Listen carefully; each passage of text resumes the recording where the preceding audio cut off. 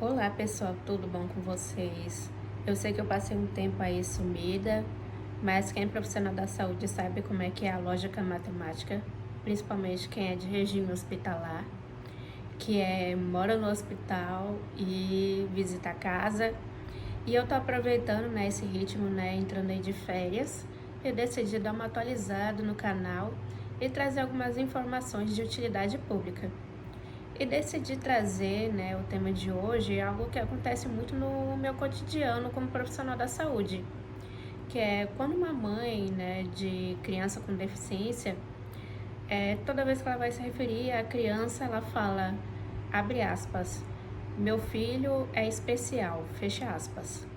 E hoje eu vim trazer, né, que esse termo referir, né, uma pessoa com deficiência, chamá-la de pessoa especial, pessoa com necessidades especiais, pessoa excepcional, é um termo incorreto e está em desuso. E por que isso? É porque nós, pessoas com deficiência, nós não temos uma necessidade especial. O que nós temos é uma necessidade de adaptação. Adaptação, por exemplo, nos prédios, ou então nos livros, no meio de comunicação. A gente precisa de meios de acessibilidade para ter acesso a seja algum local ou algum objeto, algum material. Um termo assim, colocando em prática, por exemplo, um cadeirante, ele para ter acesso a algum prédio de algum órgão público, ele precisa de rampas. A acessibilidade dele é através de rampas. Já para uma pessoa com deficiência visual que tem cegueira total, para ele ter acesso a um livro, ele vai precisar de livros em braille ou então audiobook. E para a pessoa com deficiência visual do tipo baixa visão, às vezes ele vai precisar de um livro com letra ampliada, dependendo do grau, né, da dificuldade visual, ou ele vai precisar de letra ampliada, ou até mesmo ele vai ler em braille. Já no caso de uma pessoa com deficiência auditiva, ela vai precisar de comunicação em braille, perdão, comunicação em libras, comunicação em libras, né, a língua brasileira de sinais. Então, cada pessoa com deficiência vai precisar de sua adaptação e acessibilidade. E as pessoas com deficiência intelectual também vão precisar de algumas adaptações, como por exemplo, a utilização de lúdicos, de alguma coisa que ajude na parte cognitiva e comportamental dela. Então, aí entra a parte multiprofissional de ajudá-las nessa parte cognitiva, como por exemplo o pessoal da psicologia, fisioterapia, terapia ocupacional, até mesmo fonoaudiologia. Então nós não temos assim uma necessidade especial, e sim temos a necessidade de adaptação e de acessibilidade.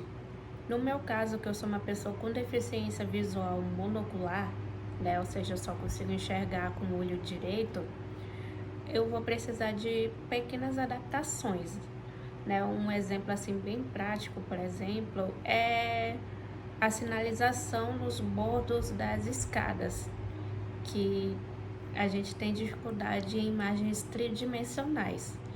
Então a gente tem um perigo maior de pisar em falso na escada, torcer o pé, tropeçar.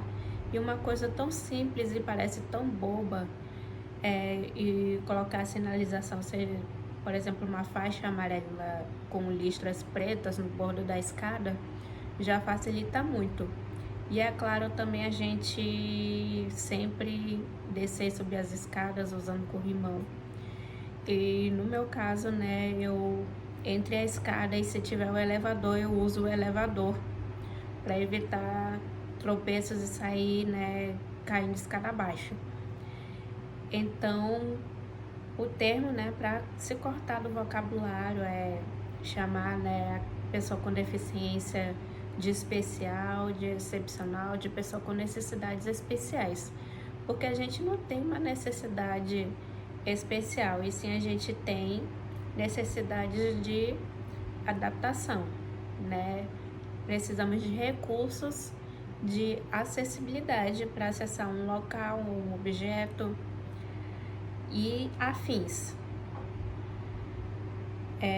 Outro termo aí também para ser cortado do vocabulário e até mesmo é considerado o uso incorreto do português é você chamar uma pessoa com deficiência auditiva de surdo-mudo, né? Quem nunca?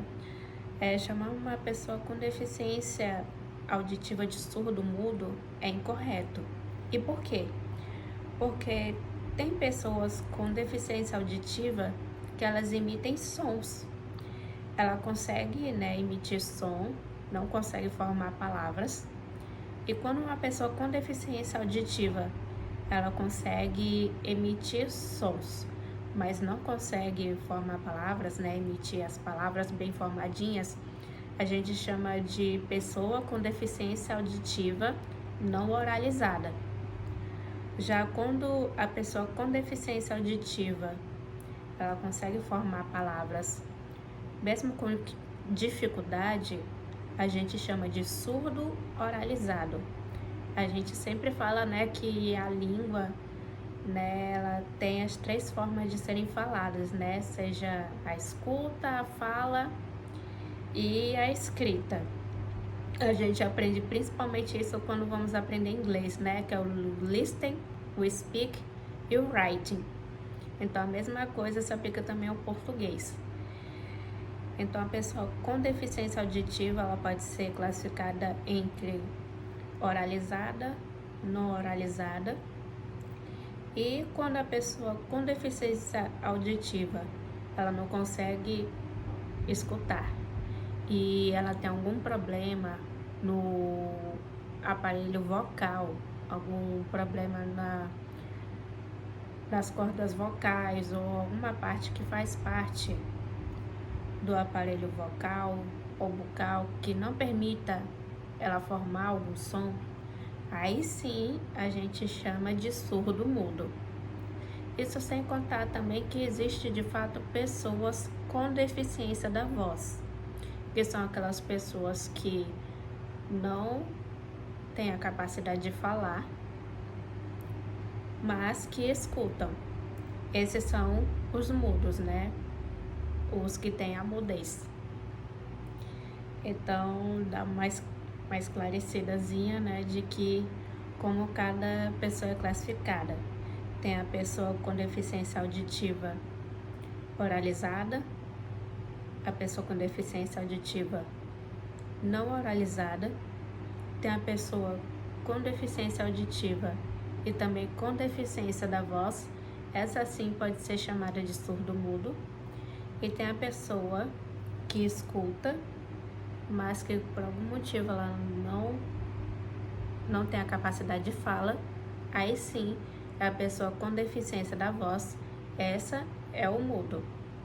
Essas são as formas de se referir a cada uma das pessoas, né, que tem esses tipos de deficiência, as formas corretas, né? Então aí essas informações para você atualizar o seu vocabulário em relação a quando for se referir a algumas pessoas com alguns tipos de deficiência, né? E trazendo uma outra atualizaçãozinha, né? Eu tinha que trazer também em relação à deficiência visual, o que é muito comum, né? Pessoa com deficiência visual monocular, tem muitas pessoas com deficiência visual monocular que elas têm não só alteração fisiológica, que é a famosa perca da visão, mas também ela tem alteração anatômica, ou seja, né, tem algumas que possuem estrabismo.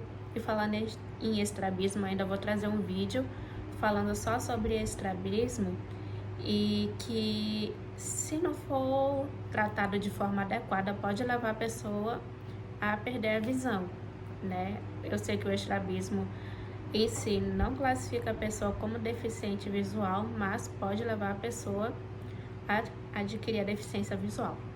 Continuando o assunto, né? A pessoa com deficiência visual monocular pode ter alteração anatômica, ou seja, pode ter estrabismo, alteração na cor, né, tá aqui no ocular, né, muitas das vezes branca, ou até mesmo perder o olho e ter que utilizar prótese. E muitas das vezes as pessoas, né, se referem à pessoa com deficiência visual monocular com termos pejorativos.